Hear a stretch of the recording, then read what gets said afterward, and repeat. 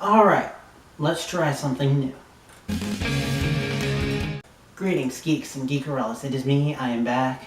And as my pre-intro stated, it's time to try something new. And what is that new thing? Music. I want to try to maybe start reviewing music. Not all the time, but just from time to time when there's an album that I feel like I want to discuss, or it's a big album in like the pop world or something. I feel like I have something to say about it. And today, well, first of all, I just want to say thank you to my friend Mr. J of Mr. J's Reviews, because he was the kind of inspiration for me. Well, not only reviewing in general, but for making the plunge into music reviews, since today we have a lull because Black Lightning ended last week and Legends of Tomorrow begins next week. So I thought, because of hashtag Music Monday, I'd start reviewing music now to give you guys a video. And hopefully this can go up before 12, so it is still technically hashtag Music Monday. Sorry about it being late, things just got in the way, but without further ado, let's actually jump into it. And it in question, the first album that I decided to go with, is A Place We Knew by Dean Lewis, an up-and-coming singer-songwriter who made his debut like 2.5 years ago with the song Waves. And that managed to get into like Riverdale and maybe a couple other shows and made the rounds, and then kind of fell into obscurity, and then he came out with Be Alright, and that, I think, boosted him into stardom. And I love both songs and, spoiler alert, the album as a whole. But let's go into like further detail about why. And since this is an album review, I'm going to be doing things a little bit different than normal. What I'm going to be doing is giving you a generality about the whole album, and then I have a few notes about particular songs on the album that I want to say a few words about. And that's why I have my fire with me, so I can remember the notes that I wrote down. Alright, so just in generality, what is Dean Lewis's music? It's interesting. He's kind of like a mix of pop, alternative rock, folk, kind of like early Mumford & Sons and Bastille when they're not working with Marshmello, and even somewhat of like Ed Sheeran. The thing is, though, that really gets me about Dean Lewis and his songs is the pathos. There is a lot of pathos injected into each song, and each song tells a story and punches you right in the feels. And I really like it. And I feel like each song is so poetic. Especially this album was mostly just about like a failing relationship and a relationship at its end, and it's just a very somber, feelsy album. But going into more specifics, we actually start off the album with Hold of Me, and it's a song about like not caring about someone else's past when you're in a relationship with them, and you won't let them push you away. Also, that chorus though, when that hits and the trumpets come in, that's like really Because another thing that this album has is it has a lot of sad upbeat songs, up-tempo songs, and that are very catchy, but also, like I said, filled with a lot of pathos. And so it's cool that it starts off with that. The more like happier of these songs. Then of course, I feel like I'd be remiss without talking about one of his latest singles from the album, 7 Minutes. And 7 Minutes is about like remorse of a failed relationship and admitting that you were part of the problem. And is it too late to turn around?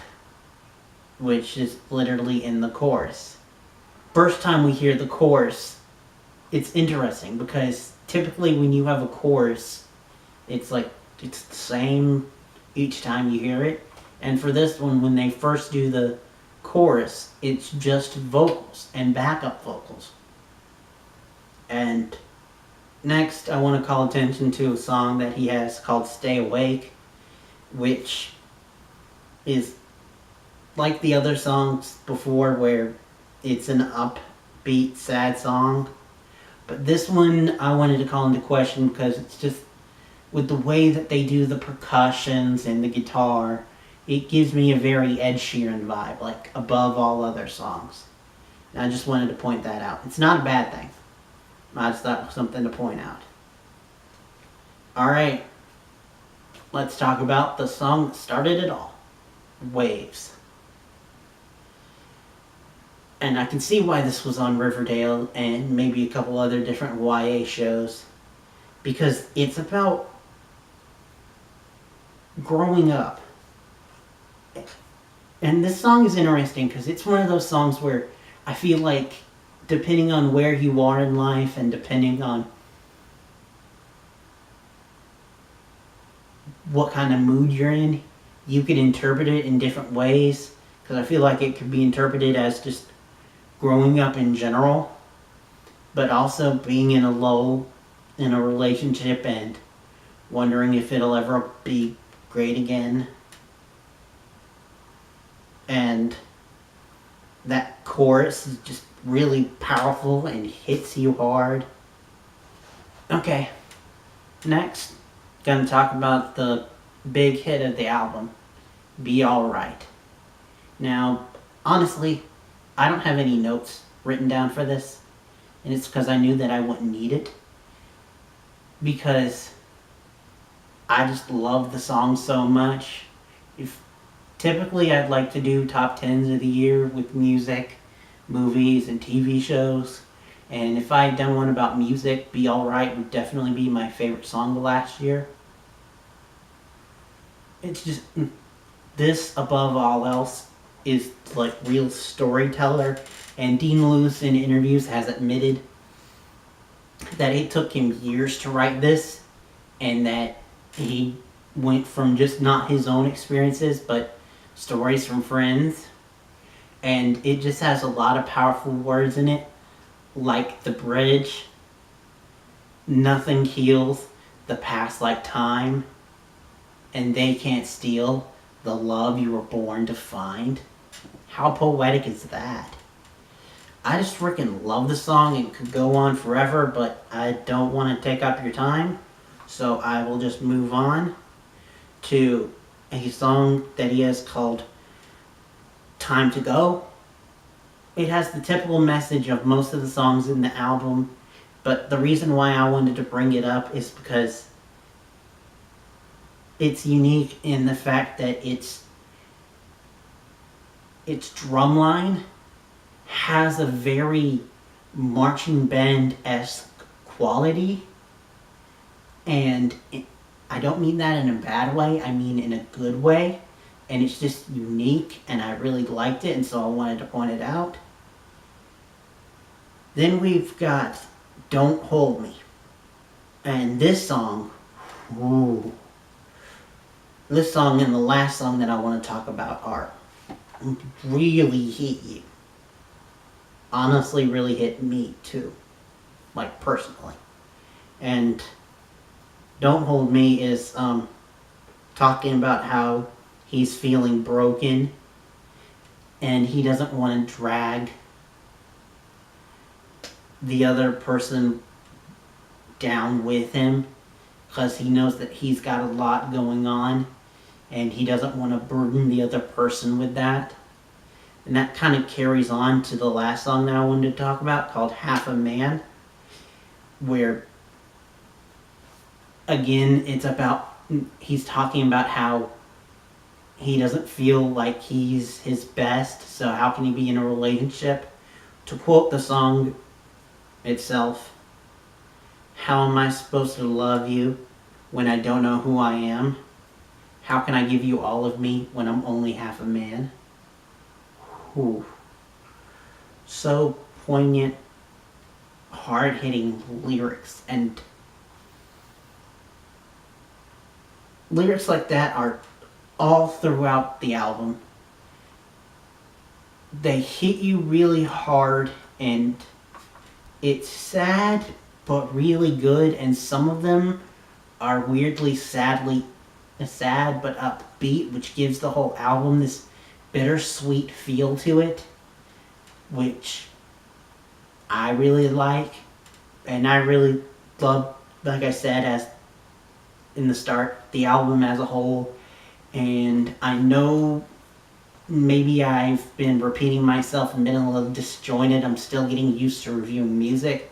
So if you're still watching, thank you for watching. Maybe because this is because this is music and music is different, I could rate it, I guess, out of 5. I'd probably give it for me personally. I know we all have our own opinions and you guys might feel differently, but for me personally, I feel like this might be a 4.5, maybe 4.75 out of 5. That's just how I personally feel. But I love the mixing of genres and music with a lot of pathos in it. So you guys might feel differently. If you guys are familiar with the album, let me know what you guys think in the comments down below. And if you don't know, go look him up, support him, and then tell me what you think in the comments down below. But tomorrow or later today, depending on when I can get this up, we will be returning to form with the next episode of Roswell. So hopefully I will see you guys then. Again, thank you guys for watching. Till next time, and beyond.